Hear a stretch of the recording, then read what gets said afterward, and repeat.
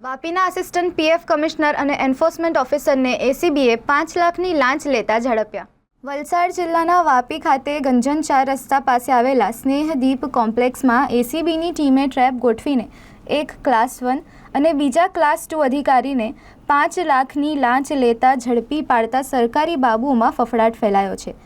એસીબીની ટીમે બંને લાંચિયા અધિકારીની ધરપકડ કરીને વધુ કાર્યવાહી હાથ ધરી છે। આ અંગે એસીબીએ આપેલી વિગતો મુજબ દક્ષિણ ગુજરાતમાં ખાનગી કન્સ્ટ્રક્શન કંપની ચલાવતા એક બિલ્ડરે તેમની કંપનીમાં કામ કરતા કર્મચારીઓના પીએફ આપવાની કાર્યવાહી કરી ન હતી।